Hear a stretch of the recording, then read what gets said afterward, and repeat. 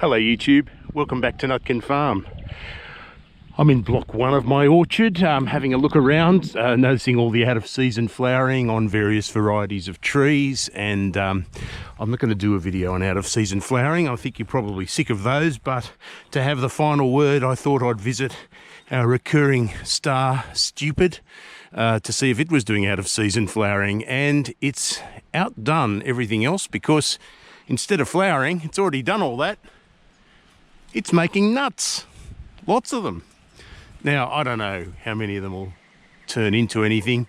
It's pretty much an H2 variety, I'm fairly sure of that now.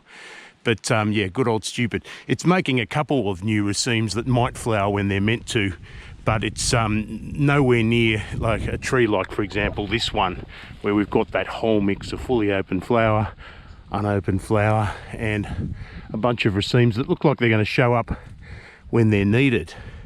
And so there you go. Now, this video has been inspired by Patrick Rushton, a subscriber who I met at the Mac group at the end of July. And greetings to you, Patrick. He is not just a competent young macadamia farmer himself, but he's also the nephew of the venerable Peter Fraser, so that makes him macadamia royalty. But he asked me a question that I think deserves a wider audience, because there'll be plenty of farmers in his position. What he asked was, you know, we've now cleaned up all the mess from the winds and the end of Tropical Cyclone Alfred and that sort of thing, and we've got rid of the fallen trees. We're getting ready for the new season. So we're turning our mind to planting gap fillers and trying to fill the gaps in the trees that fell down. And it's a real interesting question to deal with. I mean, if you don't want to answer the question, I suppose, and you have a fairly monogamous, you know, a sort of a fairly stable block of a single variety, I suppose you might think it's a no-brainer to just plant another one of that variety. Obviously, consistent tree, it'll flower at the same time, it'll crop at the same time. It's very efficient in terms of harvesting, generally looking after the trees. There might be little differences if there's a different root stock, but otherwise, look, one variety is fairly consistent within itself. But are we wasting an opportunity to plant the same variety you lost in the gaps? And particularly if you've got one of the older orchards that used to plant whole blocks of a single variety and they didn't really know the benefits of cross-pollination and that sort of thing. Could this be an opportunity coming out of the disaster to turn it into something better than what you had before? And there's a number of considerations that I'm just going to go through, because if you're considering the gap filler sort of idea, you know, it's worth having a look at these issues and seeing if you can do better. Now, I have to start by saying, look, you can't just go and get any variety of macadamia tree off the shelf at a macadamia nursery. Anyone who's purchased trees from nurseries will know that they're not Bunnings. They don't keep stock just for people like you who show up. They tend to make rootstock trees and then graft them to order, and there can be a 6-8 month wait time, at least sometimes, in order to get the trees of the variety you specifically want. On the other hand, nurseries can have excess stock, because if they're, for example, making an order of 500 trees, they'll often graft like 520 of them, perhaps even more, in the expectation that some of them mightn't turn out very well. And they may have leftover trees that aren't duds, but actually perfectly good trees that they made as a contingency. And you might be able to grab one of them for your little gap filler. Assuming you can get what variety you want, though, here are the things to bear in mind if you want it to benefit the surrounding trees. Cross-pollination is great, but some varieties are better as pollinizers than others. The traditional variety that people rely on as a pollinizer is 246.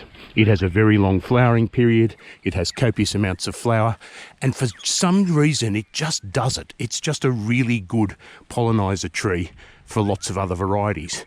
May stem back to the fact that it was such an early variety close to the natural varieties that were brought over to Hawaii back in the early 1900s. It's a very, very compatible tree. Its downside is it's a great big fat macadamia tree, so if you're going to plant one of them in a bunch of A varieties, for example, it's fairly quickly going to grow up to be bigger than the surrounding trees. It's a real big one. But there was a study done, and I'm going to link in the end screen to my video on macadamia matchmaking, because there was some research done at university level manually cross-pollinating certain varieties with certain other varieties. And what they discovered was two things. One is cross-pollinated nuts are always better than self-pollinated nuts. They're bigger, they have higher kernel recovery, they have higher yield, they shed less in late spring, so the tree's much less likely to reject its own nuts if they're cross-pollinated. And the best thing of all is it improves yield if you get the match right. So there's certain macadamias that go with certain other macadamias where you can increase kernel recovery and increase kernel weight in your crop. So planting a gap filler that is that Goldilocks right pollinizer for your surrounding trees helps not only it, but the trees around the one where the tree fell over. Fantastic.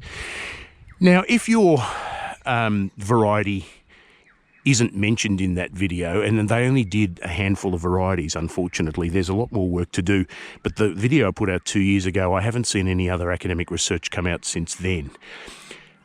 If it's not on that list, then there's a few things you need to take into account just by yourself for working out what would be a good gap filler. One is sort of the question of size. Okay, in this particular block here, for example, I had a gap between that tree and that tree. They weren't two big trees. I put in this case, a 246. And that 246 is growing up nice and big. It's clearly got the space. It's not going to be a problem.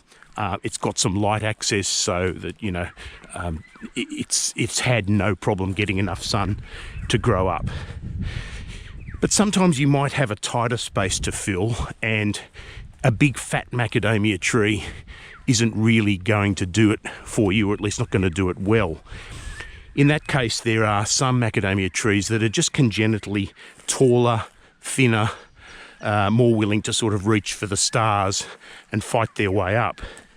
And one of those varieties that you could look at is the A38. And here's an example of one that I planted between two more crowded trees. One there, and here's the A38. It's the tree I called Garth. Again, there's been a video on that. Long time ago. It's about 4 years old now, but see how it's just got a very big up and down growth heading towards the stars. There's one spindly upright variety that I don't recommend for those tight spaces, and that's variety G, one of the new varieties released by Hort Innovation. I'm very disappointed with G, and other people whose views I trust have the same view about it. It's not a great tree. It seems like it wants to be a broomstick rather than a tree, to be honest. And that's a variety R there. We've got ourselves a big fallen limb on this tree. But let me show you variety G. Now, it's been planted as a gap filler between these two other trees here, but just look at it. No lateral growth at all. It's just a broomstick. Not a fan. Hasn't flowered or fruited yet either in a few years, so no, not a recommended one. The other thin one you could put in as a gap filler is a 741. Very big, vigorous, upright, has a strong central leader, but then, see if it fits. Outside of physical fit though, if you want some cross-pollination benefits and some actual yield benefits, you're going to have to take two more things into account. One is, when does the tree flower? Now, it's a little bit academic this year because you ask the question, when does the tree flower? And the correct answer is, I don't know.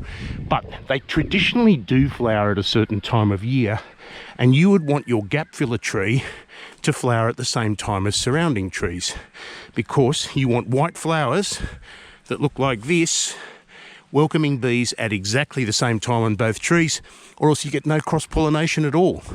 Don't get any points for cross-pollination where the flowers are coming out at different times. The other thing to bear in mind is efficiency in harvesting. So if you don't want to just come down a row in order to pick up nuts from one tree, you'd want the gap filler and the trees around it to drop their nuts at about the same time. Where can you find out this information? Well, the New South Wales DPI guide on cultivars does have a fairly comprehensive look at when trees flower, when trees crop. And the Goldilocks for your block is one that flowers and crops at the same time, so that you have cross-pollination, but you don't have harvest inefficiency issues. And at some point, you know, some people might be getting frustrated and going, oh, it's all too hard, let's just plant the same variety. But I just would encourage you to think a little bit outside the box here, because the benefits in terms of cross-pollination, particularly if you've got a solid block of one variety, might surprise you, and you'll see it in the surrounding trees. So if you're sort of running out of ideas about what to plant, and you think, oh, well, I hear MCT1's a good variety, let's plant MCT1. Just bear in mind that specific variety has a decent flowering period. It's on the later side, as I understand it, but it has a later dropping thing. So if you have an orchard full of A's, for example, MCT1, great. Not only are the A's good pollinizers for MCT1, but MCT1 should be a good pollinizer for the A's. It's partly bred from the A4 variety, and it's a nice heavy flowerer. But that's not the answer universally, and particularly in the northern rivers where we have a lot of early dropping trees. And MCT1's going to be a bad fit as a gap filler. No matter how good a tree it is, and no matter how good its reputation, it's not going to be what you want in an early dropping block. And the one I'd suggest you take a look at is A203. It's a very vigorous tree. It's quite able to grow up in semi-shaded environments. It's a good fighter. It crops early. It has enormous numbers of flower. Now, what they're like as pollinizers, I don't have any info, but it does have enormous numbers of huge long racemes. Bees seem to love it. And I would have thought, at least in volume terms alone, it's got to be a good pollinizer. And it drops its nuts early. It's basically all done by about May. So unlike the other A varieties you may be used to, the A203 is very compatible with orchards that have the H2s, the 344s, that sort of thing. It's a different shaped tree. It stays fairly tidy. It doesn't go overly high like the Hawaiians. But time-wise, I'd suggest to you that's one to look at. It's very widely available, the A203. It's one of the most planted varieties in Australia, and one that I suggested to Patrick, and I'd suggest to you, is a really good gap filler in an early dropping orchard, if you can't find one of those Goldilocks matches that the university researchers found in the video I'm linking to. So, thank you, Patrick, for that inspiration. Thanks all of you for tuning into this video, and I'm glad I could show you a little bit of sunshine for a change in my own orchard. Talk to you soon. Bye for now.